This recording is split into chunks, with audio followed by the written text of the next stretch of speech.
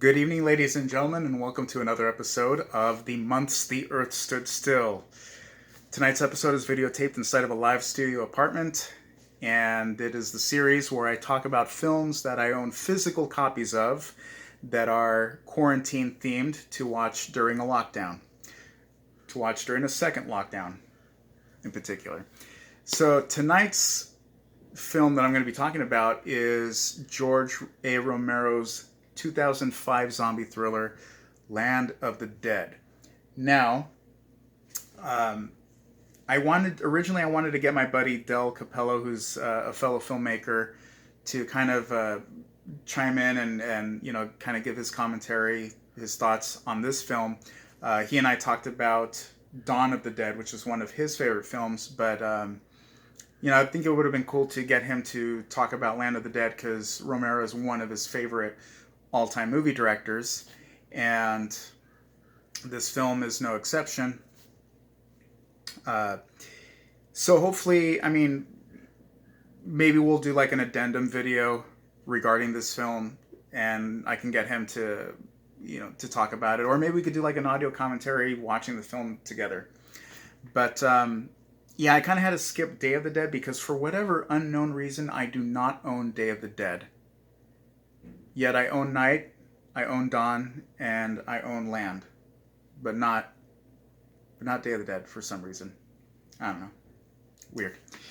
So, anyways, the thing that is so cool about Romero's zombie flicks is that they are so strong with social commentary. There's a lot of social satire on, current events. In Night of the Living Dead, it was about the anxiety of where we fit in the world, like as far as there were subtle undercurrents of Vietnam, the distrust in the government. You could say civil rights, even though it was not Romero's original intent to hire a black lead. That just came by accident, and Romero picked him out because he thought he was the best actor and, did a phenomenal job.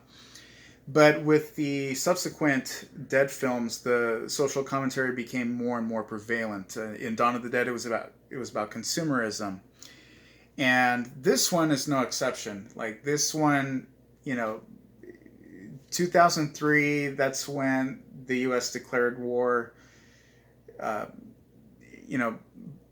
The there was a lot of criticism about the Bush administration, and some of the remarks that he made about not negotiating with terrorists, and they kind of run with it in this film for sure. And I feel, especially now with everything going on with the whole coronavirus pandemic, that the social commentary in this film is much more relevant today than it was when it was released. Or at least I could say that it's much more relatable. The plot of this movie deals with an island, kind of like a gated community. An island with a gated community. There's a few skyscrapers, some nice looking apartments. It's surrounded by a river system. And that's kind of where like the elite people live. The ones that are on the waiting list that can, are picked out to live in this luxurious, it's for those of you that live in LA, it's kind of like going to like the Grove or the Americana, where you have like these nice shopping centers, you have these nice expensive apartments, nice looking buildings, billionaires who are kind of like overseeing the functioning of everything. So so there's like a strong emphasis on classism, the class system, and you also have your band of characters that live outside of the island, off the island, or they're kind of like the lower class slums, and so we kind of see the tension between the two classes, and it's funny because in some moments it almost seems like the zombies kind of take a break because the film focuses on emphasizing that divide within class. Uh, Simon Baker, who's in The Ring Part 2, is the lead character in this film. One of his buddies in this film is a character who has a facial disfiguration, and he's played by Robert Joy, who is a Canadian character actor. And I found it was like a subtle homage to Amityville 3D.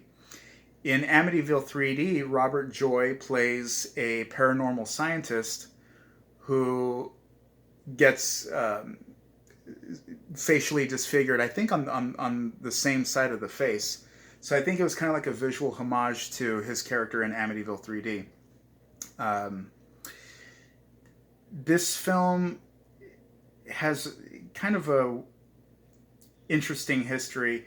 At one point, George Romero was tapped to write and direct the first motion picture version of Resident Evil. And, eventually it got made with somebody else. But yeah, at one point, George Romero was set to direct the first movie adaptation of Resident Evil. And for whatever reason that fell through, he was writing the script, which at that time was called Dead Reckoning, which eventually became this film. And it's also the name of the vehicle that our characters use in this film to dispatch many of the zombies. It's interesting. Romero was writing this movie, and originally he took it to 20th Century Fox. They were interested in wanting to make this film, and the peeps at 20th Century Fox, they wanted Romero to call the movie. They were going to greenlit the movie, but they wanted him to call it Night of the Living Dead. And it's like, well, wait a minute. Why would you want me to call it Night of the Living Dead when this is a sequel? This is a continuation to Night of the Living Dead. So why would you want me to call it that? And, through various meetings, they told him, well, maybe you could call it Night of the Living Dead, Dead Reckoning. Because Romero was so set on using Dead Reckoning. And, Romero was trying to get hip to that. Like, why do they want to add the Night of the Living Dead title and Dead Reckoning? Why can't we just call it something else? And unfortunately, George Romero found out that it was because 20th Century Fox was interested in obtaining the rights to Night of the Living Dead. And, for those of you that don't know, that original film is in the public domain. And so Fox was more interested in acquiring the rights to that film. And the green lighting of this film was almost kind of like an afterthought.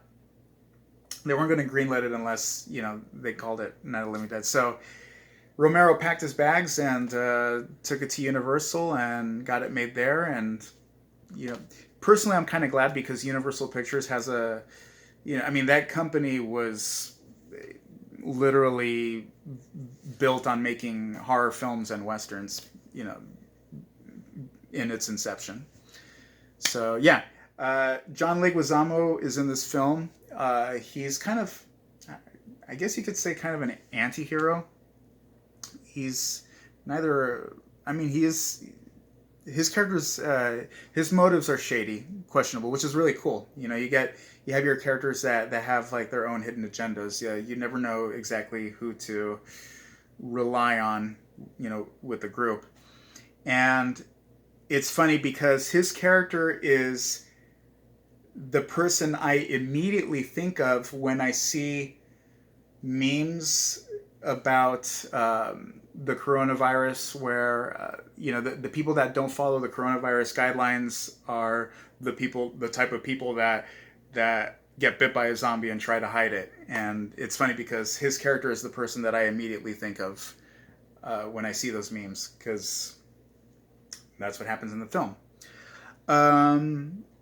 Speaking about classism, the interesting thing too is that the zombies in this film seem to have evolved. There's something behind their eyes. There's a little bit more of there's more thought behind the eyes, and it's almost like, certain functions are coming back to the zombies, and they try to get on the island, and it's like it's almost like saying that the zombies are also part of the lower class, or they're even lower than the lower class, and they want a piece of the pie too. Dennis Hopper is awesome in this film. He plays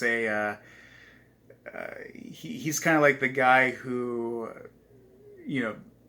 established this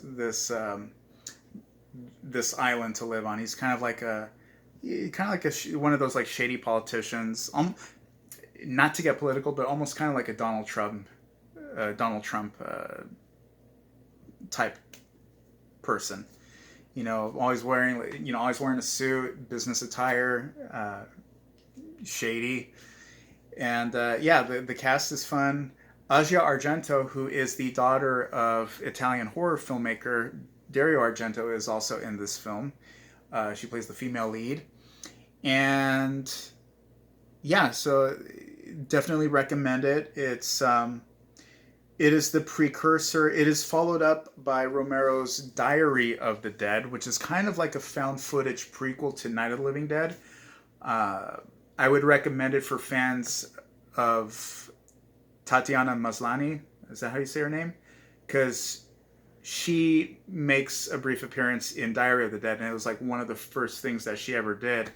And now she's tapped to play She-Hulk in Disney's adaptation of She-Hulk, and you could see her in Perry Mason and Two Lovers and a Bear with Dane DeHaan. Really talented actress of Orphan Black. So it's followed up by Diary of the Dead. Tatiana Maslany has a small, you could spot her in that film. I think she's like one of the first or like second victims in that film. And another cool thing is that this film, they were very careful with their gore. They, were concerned that they were going to get like NC-17, and so they were able to obscure gory moments with, like digital objects to obstruct it in case they got, flack from the MPAA. And so, but I don't think they were able to, they didn't have much trouble. But unfortunately, this film was banned in the Ukraine for whatever reason. And that I thought that was funny that kind of stuck out. It was like the only country that banned this film. And I figured I would make note of that because part of my family is from the Ukraine. They have, my father's side of the family are descendants from the Ukraine. And so I thought that was kind of like a thing that stuck out when I was researching this film. But George A. Romero's Land of the Dead, very strong on the social commentary, and kicks ass. So stay tuned for next week, and stay safe, stay healthy. Good night.